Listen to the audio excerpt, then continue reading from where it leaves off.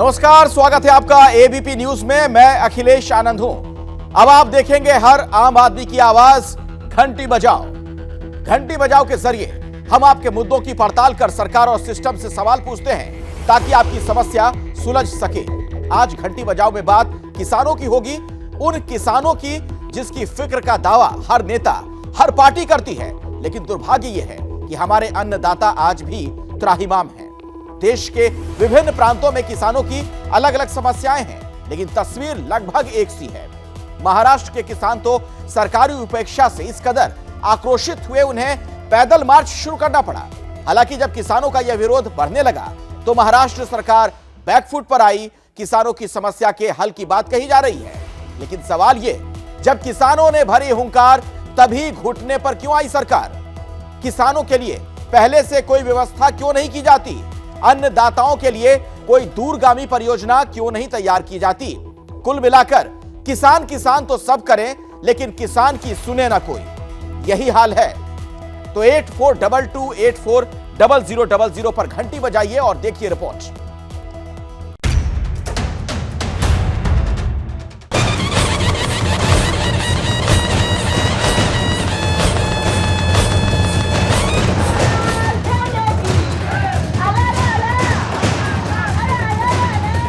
पाँच दिन हुए हम नासिक से चल रहे हैं।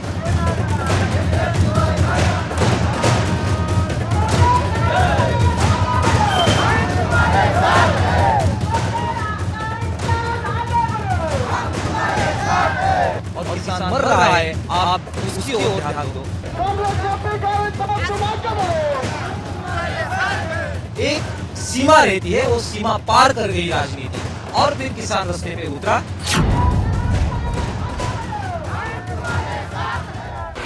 जब सरकार अपनी आंख कान बंद कर ले तो क्या करे किसान?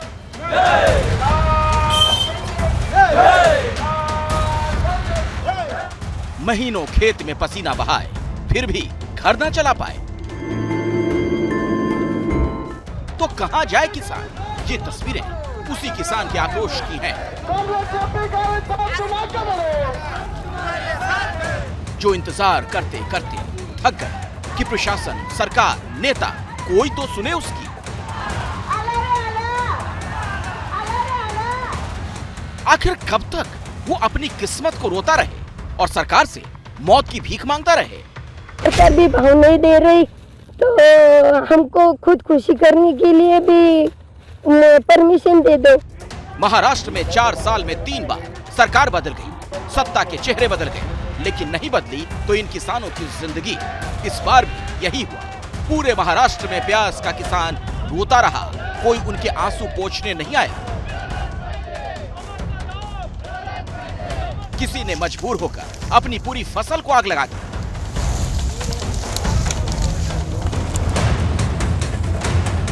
तो किसी ने अपनी फसल को ट्रैक्टर से रौंद दिया।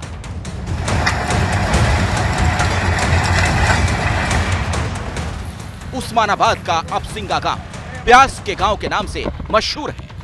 यहाँ 2500 हेक्टेयर जमीन में से करीब 1500 हेक्टेयर में सिर्फ प्याज की खेती होती है। 6 साल पहले इसी प्याज की खेती के कारण ये गांव अमीरों की सूची में आ गया, लेकिन इस बार वही प्याज यहाँ के किसानों को रुला रहा है।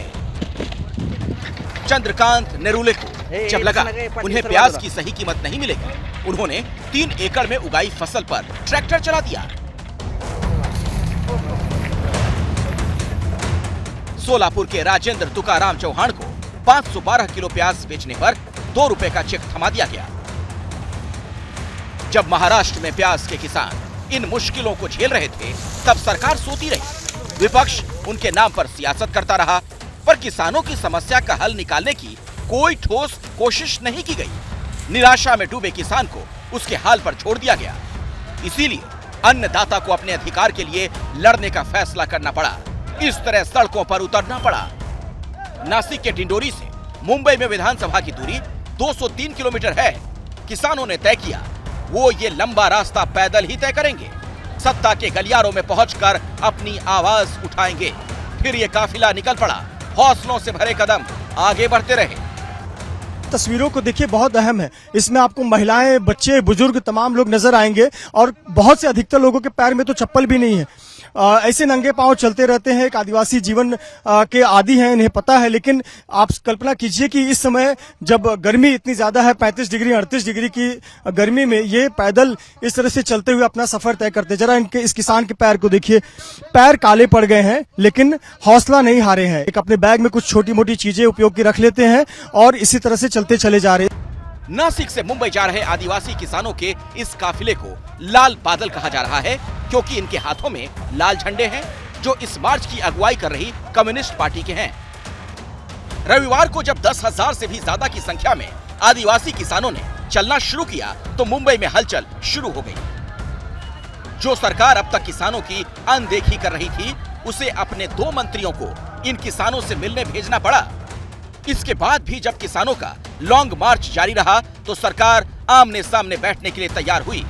मुख्यमंत्री और उप मुख्यमंत्री ने किसानों के प्रतिनिधि मंडल से मुलाकात की। लॉंग मार्च मागे घेण्याचं देखील आवाहन आम्ही त्यांना केलेलं आहे आणि विनंती त्यांना केलेली आहे आणि चर्चा सकारात्मक झाली।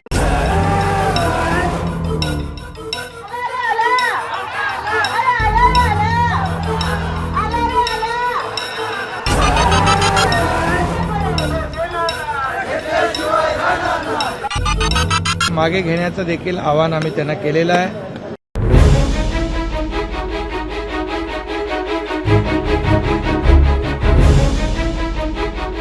करीब 5 दिनों के संघर्ष के बाद सरकार किसानों के सामने झुकने के लिए तैयार हुई।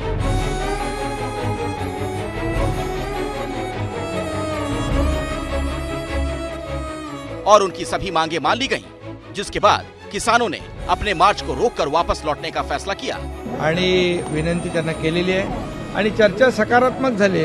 इन आदिवासी किसानों की कुल 14 मांगे थी, जिन्हें लेकर वो सरकार से स्थायी समाधान चाहते थे। इनमें से प्रमुख हैं प्याज किसानों को 600 रुपए प्रति क्विंटल की सब्सिडी, सोयाबीन, कपास, अरहर और चने की फसल के सही दाम, प्राकृतिक आपदा के कारण फसल बर्बाद होने पर मुआवजा, कृषि के लिए 12 घंटे लगातार बिजली और कर्ज माफी। आदिवासी किसानों की जो मांग है, जो जमीन उनके पास है वो उनके नाम पे होनी चाहिए और फॉरेस्ट राइट एक्ट का इम्प्लीमेंटेशन होना है। लगातार किसान इस मांग के लिए लड़ रहा है। सवाल है, किसानों को अपनी मांग मनवाने के लिए क्यों हर बार इस तरह के पैदल मार्च करने पड़ते हैं? 2018 में जब देवेंद्र फडणवीस मुख्यमंत्री थे, तब भी नासिक से मुंबई तक ऐसा ही लॉन्ग मार्च निकाला गया था। उस वक्त भी किसानों की बड़ी मांग यही थी, सभी फसलों की सही कीमत तय हो। महाराष्ट्र की अर्थव्यवस्था में कृषि क्षेत्र की बड़ी भूमिका है। इसके बावजूद महाराष्ट्र का किसान बदहाल है। 2018 से 2022 तक महाराष्ट्र में 13,000 से ज्यादा किसानों ने आत्महत्या कर ली, जिसका मतलब ये हुआ औसतन हर दिन 7 से 8 किसान अपनी जान दे देते हैं। पिछले साल सिर्फ मराठवाड़ा क्षेत्र में 1023 किसानों ने खुदकुशी कर ली।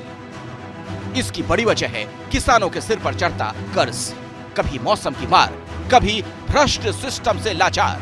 किसान को उसकी मेहनत की कीमत नहीं मिल पाती, वो कर्ज के जाल में फंसता चला जाता है। ऐसे में या तो वो मौत को गले लगा लेता है या फिर इसी तरह सड़कों पर संघर्ष करने के लिए मजबूर होता है। क्या मजबूरी है मेरी, बताइए। मैं अभी आपको बताती हूँ कि मैंने ओए होए होए होए नमकीन के चटकारे लेते हुए टकटकी मार के डिबेट शो को पॉज रिपीट कर कर के देख रहे हैं जोगिंदर जी। इनकी तरह आप भी देखें अपनी फेवरेट डिबेट्स को रिपीट कर और डाउनलोड कीजिए एबीपी लाइव ऐप अपने स्मार्ट टीवी पर।